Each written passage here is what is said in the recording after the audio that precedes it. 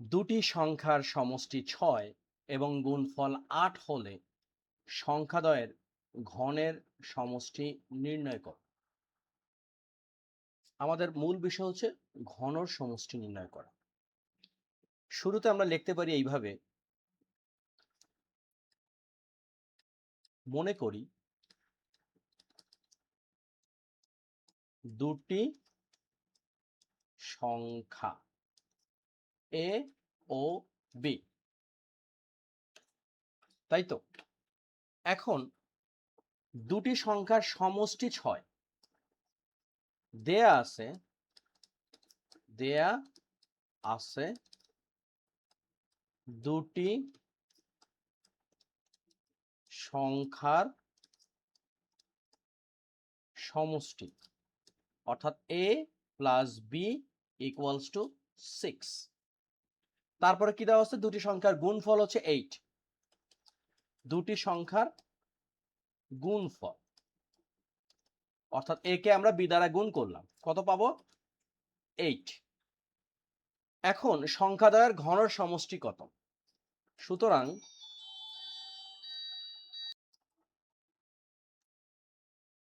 ঘনের সমষ্টি, ঘনের সমষ্টি বলতে কি বোঝায়?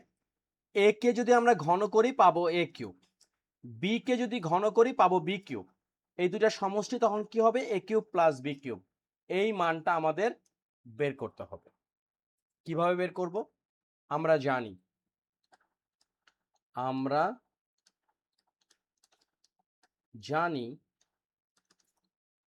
a cube plus b cube সমান হচ্ছে a plus b whole cube minus 3ab times a plus b। এখন যদি আমরা মানগুলো বসিয়ে দিই, অর্থাৎ a প্লাস b বা সমষ্টি ছিল 6 কে আমরা কিউব করলাম, রাইট? তারপরে মাইনাস 3ab হচ্ছে 8 টাইমস a প্লাস b হচ্ছে 6 কে আমরা যদি ঘন বা কিউব করি কত পাবো? 216 মাইনাস 3 8 24, 24 কে যদি আমরা 6 দ্বারা গুণ করি, 24 গুণ হচ্ছে 6, কত পাচ্ছি? 144, 144। ক্যালকুলেটরের সহযোগিতা যেহেতু নিতে পারবো, সুতরাং টেনশনের কিছু নাই। এখন 216 কে যদি আমরা 144 দ্বারা বিয়োগ করি তাহলে কত পাবো? 72। এই 72 হচ্ছে আমাদের উত্তর। আশা করি আমরা অঙ্কটা বুঝতে পারছি। একটা বিষয় বলে রাখি, এই ধরনের অঙ্কও কিন্তু খুবই গুরুত্বপূর্ণ। আমরা অষ্টম শ্রেণী বলি, নবম শ্রেণী বলি, চাকরি পরীক্ষা বলি, ভর্তি পরীক্ষা বলি, সবখানেই কিন্তু এই ধরনের অঙ্ক কিন্তু থাকবে। 2 অঙ্কের ক্ষুদ্রতম মৌলিক সংখ্যাকে সূত্রের সাহায্যে ঘন করো। এর মানেটা কি? প্রথম কথা হচ্ছে আমাদেরকে বুঝতে হবে মৌলিক সংখ্যা কি। মৌলিক সংখ্যা হচ্ছে যে সংখ্যাকে শুধুমাত্র ওই সংখ্যা এবং এক দ্বারাই বিভাজ্য। যেমন আমরা দুইটা উদাহরণ দিতে পারি, একটা হচ্ছে 5 আর একটা হচ্ছে 10। খেয়াল করো, 5 কে আমরা কি করতে পারি? এক দ্বারা ভাগ করতে পারি, 5 কে আমরা 5 দ্বারা ভাগ করতে পারি, আর কোনো কিছু দ্বারা কিন্তু ভাগ করতে পারবো না। বা 10 এর কথা যদি চিন্তা করি, 1 দ্বারা পারবো, 2 দ্বারা পারবো, 5 দ্বারা পারবো, এমনকি 10 দ্বারাও পারবো। সুতরাং এখানে 5 হচ্ছে মৌলিক সংখ্যা, কিন্তু 5 কিন্তু একটা ডিজিট বা এক অঙ্কের। আমাদের বলছে 2 অঙ্কের ক্ষুদ্রতম মৌলিক সংখ্যাকে সূত্রের সাহায্যে ঘন করো। 2 অঙ্কের ক্ষুদ্রতম মৌলিক সংখ্যা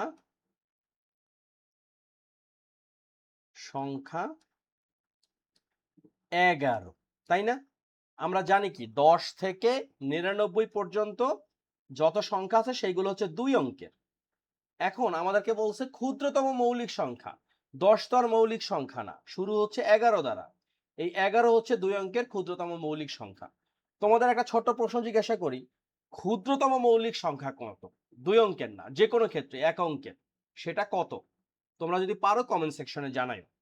এখন আমাদের বলছে এই সূত্রের সাহায্যে ঘন করো। আমরা যদি 11কে ঘন করতাম, খেয়াল করে দেখো, জাস্ট সিম্পল একটা ম্যাটার। এই 11কে যদি আমরা স্কোয়ার করতাম আমরা কত পাইতাম? 121। আর যদি ঘন করতাম অর্থাৎ 3, 11 গুণ 11 গুণ 11, তাই তো? তাহলে কত আসতো? 1331। কিন্তু এটা করলে হবে না, আমাদেরকে বলছে সূত্রের সাহায্যে করতে হবে।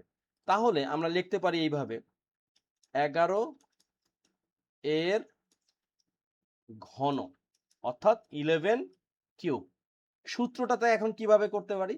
আমরা এই 11কে কিন্তু লিখতে পারি 10 যোগ 1। এখন কিন্তু আমরা সূত্রের প্রয়োগ করতে পারি। কিভাবে সেটা? আমরা জানি যে a প্লাস বি হোল কিউবের সূত্র সেটা হচ্ছে a square plus 3a, sorry, a cube plus 3a square B plus 3ab square plus B cube. এখন হুবহু এই জিনিসটা আমরা এখানে ইমপ্লিমেন্ট করব কিভাবে? লক্ষ্য করো, প্রথমে আছে a কিউব, অর্থাৎ এখানে 10 হচ্ছে a আর 1 হচ্ছে b। প্রথমে a কিউব অর্থাৎ 10 cube plus 3a square B অর্থাৎ 3 10 স্কোয়ার, বি হচ্ছে 1, plus 3ab square 3 10 a square মানে 1 স্কোয়ার প্লাস বি কিউব অর্থাৎ 1 কিউব। ওকে, হয়ে গেল। এখন 10কে কিউব করলে কি হয়? 10 গুণ 10 গুণ 10 অর্থাৎ 1000, লিখলাম 1000। যোগ 10কে স্কোয়ার করলে কত হয়? 100। 100কে 3 দ্বারা গুণ করলে হয় কত? 300, কারণ 300 1কে 300ই হবে। প্লাস 3 10 30, 1কে স্কোয়ার করলে 1, তার মানে অর্থাৎ এখানে আমরা পাচ্ছি 30, যোগ 1কে কিউব করা মানে হচ্ছে 1। এখন যদি আমরা সামেশন করি, 1 0 0 0 হইল 1, 3 0 0 যোগ করলে আসতেছে 3, 3 0 যোগ করলে আসতেছে 3, আর থাকতেছে 1 অর্থাৎ 1।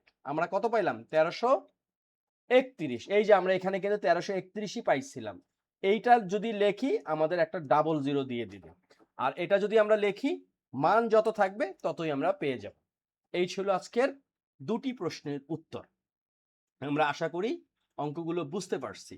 এই দুটি প্রশ্ন অর্থাৎ দুটি সংখ্যার সমষ্টি 6 এবং গুণফল 4 হলে সংখ্যাদ্বয়ের ঘনের সমষ্টি নির্ণয় করো এবং 2 অঙ্কের ক্ষুদ্রতম মৌলিক সংখ্যাকে সূত্রের সাহায্যে ঘন করো। এই ধরনের কোনো প্রশ্নে যদি তোমাদের কোনো সমস্যা থাকে কমেন্ট সেকশনে জানাবে। এছাড়া তোমাদের অন্য কোনো সমস্যাও যদি থাকে অঙ্ক রিলেটেড, যে একটা অঙ্ক করতে পারতেছো না, সেক্ষেত্রে এই অঙ্কটি প্রচার হবে হচ্ছে ইউটিউব চ্যানেলে এবং ফেসবুক পেজে। ফেসবুক পেজে চাইলে তোমরা কমেন্টসে কোনো একটা ছবি তুলে পাঠাইতে পারো বা ইনবক্স করতে পারো যে এই অঙ্কে আমি সমস্যা আছি। আমি যদি সমস্যা সমাধান করবই এটা বলছি না, বাট সময় পাইলে আমি চেষ্টা করব এই সমস্যা নিয়ে আরেকটা ভিডিও বানাতে। তো তোমরা সবাই ভালো থাকো, সুস্থ থাকো, আল্লাহ হাফেজ।